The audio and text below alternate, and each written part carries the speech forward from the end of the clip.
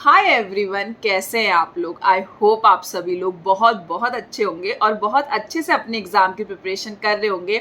And welcome back to beginner series part 4। Already 3 part इसके आ चुके हैं एंड आई होप आपको ये बिगनर सीरीज अच्छी लग रही होगी और आपको इससे हेल्प मिल रही होगी। फिर भी अगर आपको लगता है इसमें कुछ इंप्रूवमेंट की ज़रूरत है या मैं कुछ और ऐड कर सकती हूँ, मुझे प्लीज़ आप कमेंट सेक्शन में बताइएगा। इसके अलावा बिगनर सीरीज स्टिल कोई अभी नया आया है, मैं एक बार फिर से बता देती हूँ। बिगनर सीरीज उन सभी नए एस्पिरेंट्स के लिए है जो लोग अभी अभी बैंक प्रिपरेशन में आए हैं नए, और जिनको बिल्कुल नहीं पता कैसे पढ़ना है, क्या पढ़ना है। तो यहाँ पे हम सब कुछ डिटेल से प्री मेंस एकदम डिस्कस करेंगे। और इस वीडियो में हम बात करने वाले हैं इंग्लिश को लेकर। बहुत लोग को इंग्लिश को लेकर बहुत डर बना रहता है कि कैसे होगा इंग्लिश, हमें तो इंग्लिश बिल्कुल नहीं आती। तो हम कैसे हमें प्रिपेयर करना है एग्जाम के लिए, बिल्कुल डिटेल में बात करेंगे। प्री मेंस अगर आपको बिल्कुल भी नहीं आती तब भी आप कहाँ से स्टार्ट करें, पूरा डिटेल में ये वीडियो रहेगा। तो अब स्टार्ट करते हैं कैसे हमें शुरू करना है। बिल्कुल हमें इंग्लिश का पता नहीं है, कहाँ से पढ़ना है, कैसे पढ़ना है, क्या पढ़ना है, कुछ भी आइडिया नहीं और हमें इंग्लिश आती भी नहीं है, हम ये मान लेते हैं। तो सबसे पहली चीज़ जो हमें अपनी हैबिट बनानी है और वो हमें अपनी डेली हैबिट में डालना है वो है रीडिंग की हैबिट। हमें डेली कुछ ना कुछ रीड करना है। बिलीव मी, अगर आपने ये अपनी हैबिट बना ली ना रीड करने की, आपकी आधी प्रॉब्लम इंग्लिश की वहीं सॉल्व हो जाएगी। आपको समझ में भी नहीं आएगा धीरे धीरे आपको कैसे अपने में जो इम्प्रूवमेंट मिलेगा। आप जब वहाँ पे पेपर देंगे या फिर जब आप मॉक टेस्ट भी देंगे, आपको रियलाइज होगा कि आपने इतना तो नहीं पढ़ रखी ग्रामर या इतना तो कुछ नहीं कर रखा, बट स्टिल आप बेटर आंसर्स दे पा रहे हैं, आपके आंसर्स करेक्ट हो रहे हैं, क्योंकि सिर्फ और सिर्फ आपने अपनी रीडिंग की हैबिट को इम्प्रूव करा है। क्योंकि जब हम रीड करते हैं, एक तो हम पढ़ रहे हैं इंग्लिश को, दूसरा हम उसको समझ रहे हैं। जब हम रीड कर रहे हैं हमारी वोकैब इंप्रूव होती है, हमारी और भी चीजें हैं जो हमारा माइंड ना वहाँ पे वर्क करता है। तो सिर्फ और सिर्फ रीडिंग की हैबिट से आपको इतना इंप्रूवमेंट मिलेगा, मतलब 50% आपकी इंग्लिश की प्रॉब्लम सॉल्व हो जाएगी। बट वही है, डेली करना है। जब मैंने प्रिपेयर किया था तो मैंने इंग्लिश को सबसे पहले न्यूज़पेपर से पढ़ना स्टार्ट किया था। बिलीव मी, मुझे भी इंग्लिश पढ़ने की बिल्कुल आदत नहीं थी। न्यूज़पेपर मैंने इंग्लिश का जब से मैं प्रिपरेशन आई उससे पहले मैंने आज तक कभी इंग्लिश न्यूज़पेपर रीड नहीं किया था, और हिंदी न्यूज़पेपर भी मैं कम ही रीड करती थी, तो बिल्कुल आदत नहीं थी न्यूज़पेपर रीड करने की। तो मैंने स्पेशली इंग्लिश न्यूज़पेपर लगाया ताकि आदत बने। क्योंकि क्या रहता था कि अगर पेपर आएगा, वो सिर्फ और सिर्फ इंग्लिश न्यूज़पेपर मेरे वहाँ कोई नहीं पढ़ता था, सिर्फ मैं पढ़ती थी। तो मुझे पता था ये मैंने अपनी प्रिपरेशन के लिए लगा रखा है। तो कभी अगर मैं नहीं भी पढ़ती थी तो एक गिल्ट रहता था कि यार ये मेरे लिए आ रहा है और मैं पढ़ ही नहीं रही हूँ। तो मैंने इस तरह से स्टार्ट किया था। और सबसे पहले मैंने टाइम्स ऑफ इंडिया से स्टार्ट किया था। जैसे सभी टीचर सजेस्ट करते हैं कि थोड़ा इजी लैंग्वेज से स्टार्ट करिए और फिर हाई पे जाइए। फिर मैं द हिंदू पे गई थी, उसके बाद मैं द हिंदू ही पढ़ती थी। समझ में मुझे उतना नहीं आता था। अभी भी अगर आप मुझे न्यूज़पेपर दे देंगे तो ऐसा नहीं है मुझे पूरा द हिंदू न्यूज़पेपर समझ में आ जाएगा, बट हाँ, जो एडिटोरियल थे मैं पढ़ती रहती थी, जितना भी समझ में आता था कोशिश करती थी। या फिर अगर आपको बिल्कुल भी नहीं समझ में आ रहा ना एडिटोरियल, तो मैं शुरू में ऐसा भी करती थी। जैसे मैंने जो एडिटोरियल की वीडियोस आती हैं, टीचर आपको एडिटोरियल का पढ़ाते हैं, तो मैं उन वीडियोस को देखती थी कि आज ये वाला एडिटोरियल पढ़ाया है, पर मैं सबसे पहले खुद रीड करती थी, उसके बाद जाके उनकी वीडियोस को देखती थी। तो मुझे समझ आता, अच्छा मैंने ये पढ़ा पर मुझे तो कुछ मतलब मैंने इस तरह से सोचा ही नहीं, मुझे तो ये चीज़ समझ में नहीं आई, लेकिन इसका मतलब ये है। तो मुझे वहाँ से वीडियो से हेल्प मिल जाती थी। तो आप किसी भी टीचर का आप एडिटोरियल सर्च करना, सेम डे का बहुत लोग पढ़ाते हैं, तो आपको वो पता चल जाएगा कि इस न्यूज़पेपर में आप वो वाला रीड करिए। आपको नहीं समझ आ रहा फिर आप उस वीडियो में जाइए वो कैसे पढ़ा रहे हैं। बट आई विल से जो ये चीज़ है ना, आप बहुत लिमिटेड टाइम तक करना है, इसको अपनी आदत मत बना लेना। क्योंकि जब हम आदत बना लेते हैं बहुत ज़्यादा टाइम इसमें जाता है और हमें और चीज़ों को भी टाइम देना है। एट द एंड हमें कोशिश यही करनी है कि हमें खुद समझ में आने लगे, हम धीरे धीरे खुद की आदत बनाए। ये सिर्फ स्टार्टिंग के लिए है। और इसके अलावा मैं एक चीज़ और बोलूँगी, अगर किसी को एडिटोरियल जैसे मान लो टाइम्स ऑफ इंडिया है या फिर द हिंदू, कुछ भी, ये भी रीड करने में बहुत दिक्कत हो रही है, बिल्कुल इंग्लिश ये भी नहीं समझ आती, तो आप कोई बुक से रीड करिए, कोई नॉवेल्स पढ़ लीजिए जो आपको अच्छी लगती है। आपको उसमें भी दिक्कत आ रही है तो आप स्टोरी बुक पढ़ना स्टार्ट करिए, उसमें लैंग्वेज बहुत ईजी होती है। आप मतलब अगर आप बहुत इससे भी ज़्यादा लेवल पे है कि आपको बिल्कुल आज तक आपने इंग्लिश नहीं पढ़ी है, तब भी आप 5th या 6th क्लास की इंग्लिश की बुक उठाइए और उसे रीड करिए। बिलीव मी, हमें ऐसा लगेगा हम बैंक की प्रिपरेशन कर रहे हैं और 5th और 6th क्लास की जब हम स्टार्ट करते हैं तो स्टार्ट तो हम बिल्कुल जब हमें नहीं आता कोई चीज़ तो पहले हम बेसिक चीज़ सीखेंगे ना, उसके बाद धीरे धीरे एक एक सीढ़ी चढ़ेंगे। ऐसा तो नहीं हम सीधे द हिंदू का न्यूज़पेपर पढ़ लेंगे या द टाइम्स ऑफ इंडिया। तो आपको पहचानना है कि आपका लेवल कहाँ पे है, उसके हिसाब से आपको पढ़ना है। इससे फ़र्क नहीं पड़ता कि और बैंक एक्सपीरियंस आपका द हिंदू पढ़े तो आप वो पढ़े, आपको जब वो समझ में ही नहीं आ रहा तो क्या फ़ायदा। स्टार्ट तो आप कहीं से भी करेंगे, तो 5th क्लास 6th क्लास जो भी है वहाँ से स्टार्ट करिए। मुझे याद है मैं वीडियो देख रही थी, मैं तरुण ग्रोवर सर को फॉलो करती थी, तो उन्होंने ये सजेशन दिया था और शायद उन्होंने किसी की सक्सेस स्टोरी भी शेयर करी थी और उसमें उन्होंने यही बताया था कि उन्होंने वहाँ से स्टार्ट करी अपने जो उनके वो शायद मैरिड थे और उनके जो आर्मी से रिटायर थे, तो वो अपने बच्चे की बुक रीड करते थे और वहाँ से अपने उन्होंने इंग्लिश इंप्रूव करी, उन्होंने सिलेक्शन लिया। तो वो मुझे इतना मोटिवेटिंग लगा, इतना इंस्पायरिंग लगा, तो मैंने सोचा मैं आप सबके साथ शेयर करूँ। तो हमको ये चीज़ नहीं देखनी है, ये बिल्कुल भी डर नहीं बैठना है कि या फिर वो एक वो होता है ना अंडर कॉन्फिडेंट नहीं फील करना कि हमें नहीं आता। आप स्टार्ट करिए जहाँ से भी आपको ठीक लगता है। और जो लोग हिंदू भी पढ़ रहे हैं लेकिन डेली नहीं पढ़ रहे ना, और आप वहाँ से डेली कंसिस्टेंसी के साथ पढ़ रहे हैं ना, बिलीव में आपको ज़्यादा बेटर रिजल्ट्स मिलेंगे। और इसके अलावा आई होप आपको समझ आ गया हो। हाँ, जब आप रीडिंग करें तो आपको ना वोकैब होती है, कई वर्ड्स होंगे जो आपको नहीं समझ में आएंगे, तो आप अपने पास एक डिक्शनरी रखिए, मतलब फ़ोन में डिक्शनरी रखिए और फ़ोन में उन वर्ड को सर्च करते जाइए। जो वर्ड ज़्यादा डिफिकल्ट लग रहे हैं, आपको लग रहा है कि आप डेली उतना यूज़ नहीं करते हैं, तो आप उसे कॉपी में नोट डाउन कर लीजिए। बट आई विल सजेस्ट, क्योंकि जब आप स्टार्टिंग में रीड करेंगे आई थिंक 15, 20, 30 वर्ड्स ऐसे होंगे जो आपको नहीं समझ में आएंगे। हर दूसरी लाइन में आपको लगेगा ये भी नोट कर ले, ये भी नोट कर ले। तो मुझे लगता है इतना नोट करके टाइम भी जाता है और फिर उतना हम रिवाइज नहीं कर पाते, क्योंकि हमारे माइंड को लगता है 30 वर्ड्स रिवाइज करने हैं, 20 वर्ड्स रिवाइज करने हैं। नेक्स्ट डे हम फिर से 20-30 लिखेंगे और वीकली तो आप सोचिए कितने सारे वर्ड्स हो जाएंगे। क्या हम उतना रिवाइज कर पाएंगे? हमारा माइंड कहता है यार इतने सारे वर्ड चलो छोड़ ही देते हैं। उससे बेटर है आप डेली सिर्फ और सिर्फ 5 वर्ड्स आपको बनाना है कि चाहे मुझे कितना भी लगे, मुझे ये 5 वर्ड्स लग रहे हैं जो मैं रिवाइज कर लूंगा, मैं 5 ही वर्ड लिखता हूँ। जहां से आपके 5 वर्ड हो गए उसके बाद सिर्फ और सिर्फ फोन में देखिए, वो बार बार रिपीट होता है, आपके धीरे धीरे माइंड में बैठेगा। एक्चुअली जब आप सिर्फ और सिर्फ 5 वर्ड्स लिखेंगे उससे क्या होता है, आप अपने माइंड को ना ट्रिक कर रहे हैं कि सिर्फ 5 वर्ड्स तो रिवाइज करने हैं। और अगर आप वीक में 7 डेज पढ़ रहे हैं तो सोचिए 7 5 35 वर्ड्स, सिर्फ और सिर्फ 35 वर्ड्स रिवाइज करने हैं वीकली आपको। तो जब आप रिवाइज करेंगे एटलीस्ट आपको वो 35 वर्ड्स याद तो रहेंगे। लेकिन अगर आपने सपोज 30 वर्ड्स एक दिन में लिख दिए, किसी दिन 15 लिखे, किसी दिन 10 लिखे, at the end of the week आपके पास 100 वर्ड्स हो गए। आपने वो 100 वर्ड्स रिवाइज ही नहीं करे, उस 100 वर्ड्स तो आपको आए नहीं आए, लेकिन जो आपने सिर्फ और सिर्फ 5 वर्ड्स लिखे हैं, आप एटलीस्ट 35 वर्ड्स तो आए ना, 100 नहीं आए बट 35 आए ना। तो वो धीरे धीरे टाइम के साथ वो चीज़ इतनी इंपॉर्टेंट हो जाती है, वो चीज़ आपके माइंड में इतनी बैठ जाती है। मुझे भी बहुत ज़्यादा टाइम के बाद ये चीज़ समझ में आई। स्टार्टिंग में मैंने ये गलती करी है कि सब लिख दिया और इतनी मोटी कॉपी बन गई थी और मैं रिवाइज ही नहीं कर पाई। देन आई रियलाइज कोई पॉइंट नहीं है उस चीज़ का। बाकी सबका अपना पॉइंट ऑफ व्यू, अगर आप रिवाइज कर ले बेटर है, बट मुझे लगता है मोस्टली जो लोग हैं वो मेरे से इस बात पे सहमत होंगे कि हम नहीं कर पाते इतना रिवाइज, और यही दिक्कत है, वरना हर कोई सिलेक्शन ले लेता। तो इस तरह से अपने माइंड को ट्रिक करिए कि सिर्फ 5 वर्ड्स आपको रिवाइज करने हैं, अगले दिन सिर्फ 10 करने हैं, देन वीकली आप ओवरऑल रिवाइज करिए। और एक चीज़ और, जब आप रीड करें ना तो आपको ऐसा नहीं आपने न्यूज़पेपर उठा लिया तो आपको पूरा न्यूज़पेपर रीड करना है, वो प्रेशर अपने ऊपर बनाना है, प्रेशर के साथ वर्क नहीं करना। धीरे धीरे स्टार्ट कीजिए। स्टार्टिंग में आप एक ही एडिटोरियल पढ़िए, ठीक है, फिर धीरे धीरे उसको 2 बनाइए। इस तरह से आप अपनी स्पीड रीडिंग में भी इम्प्रूव करिए और अपनी कंसिस्टेंसी पे भी वर्क करिए। ऐसा नहीं करना है कि पूरा न्यूज़पेपर का वो प्रेशर ले लिया और फिर एक दिन पढ़ा, 2 दिन पढ़ा, चलो 1 हफ्ते भी पढ़ लिया। स्टार्टिंग में सबको जोश रहता है, उसके बाद पढ़ा ही नहीं। तो हमें ये चीज़ नहीं करनी है।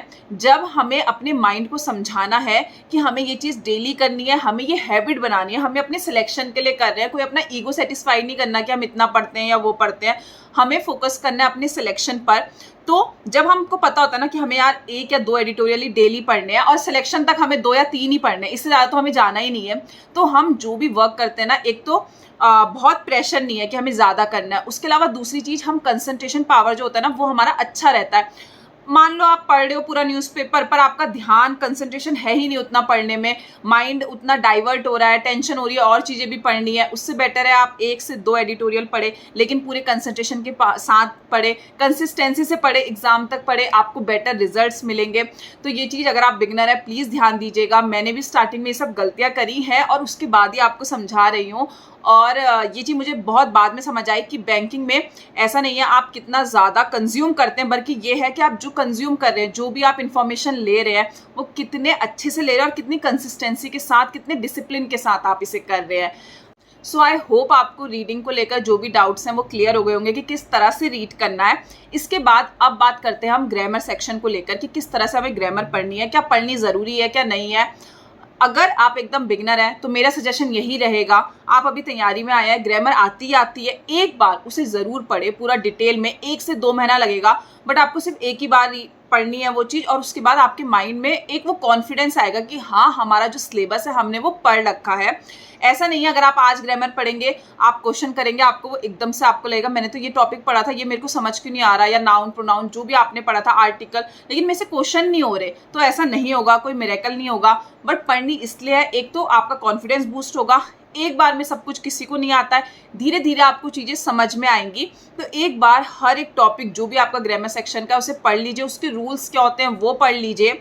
कहीं पे आपको लगता है नोट्स बनाने की ज़रूरत है, उसके नोट्स बना लीजिए, और जब आप प्रैक्टिस करेंगे उस नोट के थ्रू आपको हेल्प मिलेगी, या फिर जब आप प्रैक्टिस करते रहेंगे और आपको जब टीचर बताएंगे, जैसे आप वीडियोस के थ्रू प्रैक्टिस करेंगे तो आपको टीचर बताएंगे यहाँ पे ये रूल है, तो आप एकदम से ऐसे ब्लैंक नहीं होंगे कि अच्छा ये क्या है या ऐसा क्या है। आपने वो पढ़ रखा है, आपको रिकॉल होगा, और ऐसे धीरे धीरे जो आपने पढ़ा है वो रिकॉल होके ही आपका ग्रामर इंप्रूव होगी, आपकी इंग्लिश इंप्रूव होगी। तो और इंग्लिश में यही छोटी छोटी चीज़ें हो जाती हैं जो हम गलती कर देते हैं। हमें लगता है सिर्फ प्रैक्टिस कर लेंगे और रीड कर लेंगे उसी से हो जाएगा, होने को हो उससे भी जाएगा। बट अगर आप ग्रामर पढ़ते हैं तो आपको ज़्यादा कॉन्फिडेंटली आप अपने आंसर कर पाएंगे, जो भी आपके क्वेश्चंस आते हैं ज़्यादा कॉन्फिडेंटली आप पेपर को अटेम्प्ट कर पाएंगे, और ज़्यादा कॉन्फिडेंटली जब आप रीड भी करेंगे वो आप अच्छे से रीड कर पाएंगे।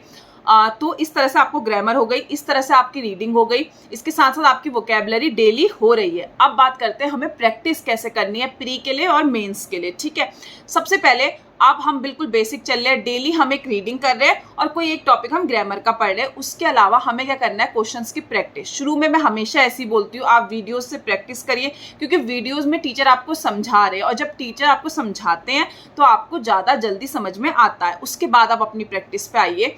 तो शुरू में आप प्री लेवल के, मतलब कि ईजी लेवल क्वेश्चंस करिए, वीडियोस देखिए किस तरह से एरर डिटेक्शन कराया जा रहा है, किस तरह से आपको पैराजंबल कराए जा रहे हैं, किस तरह से आपको मैच द फॉलोइंग कराया जा रहा है। बहुत इजी क्वेश्चन डेली का डेली, आई थिंक आपको कम से कम 15 to 20 डेज आप वीडियो से देखिए।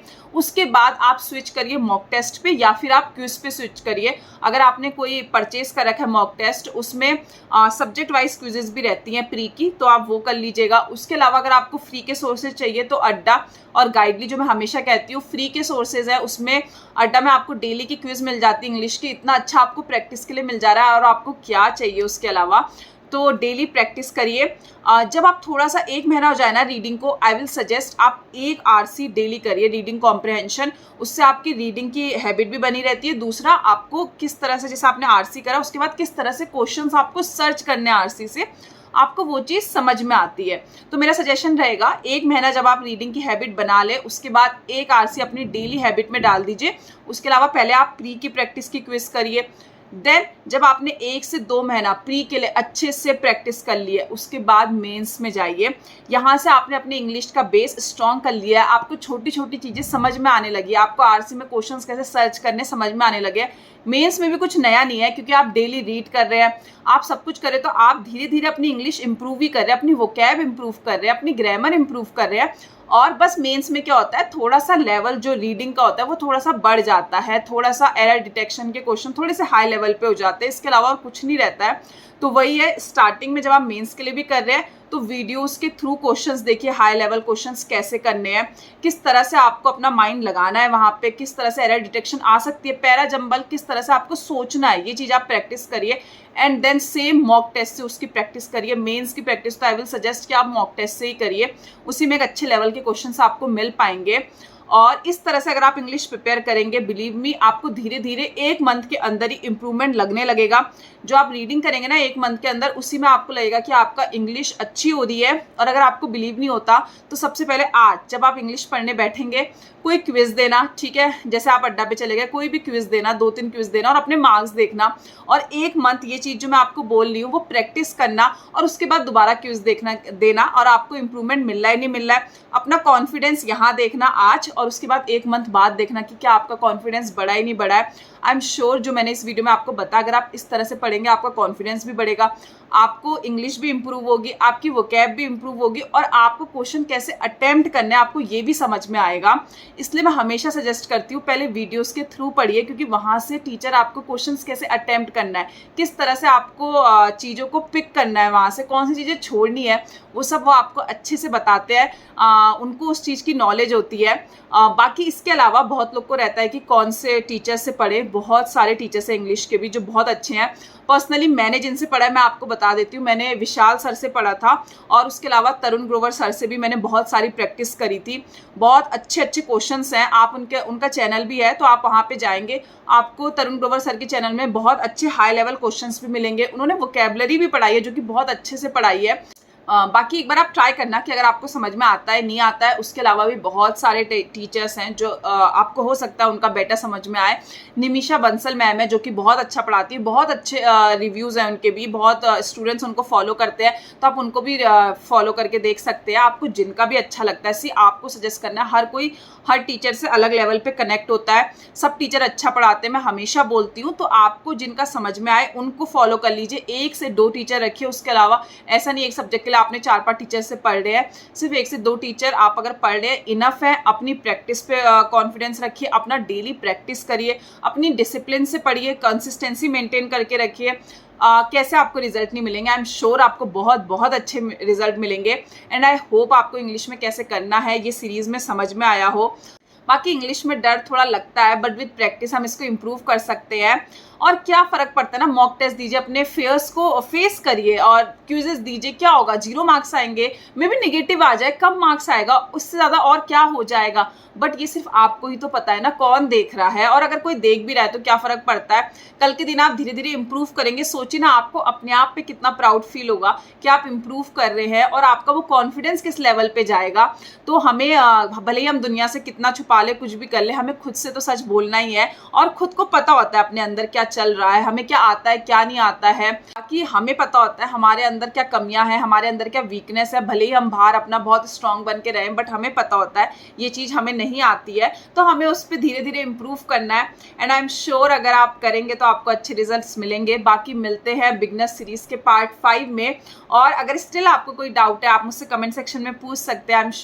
अगर मुझे नॉलेज होगी तो मैं आपको श्योरली उसका आंसर करूंगी। And till then bye bye.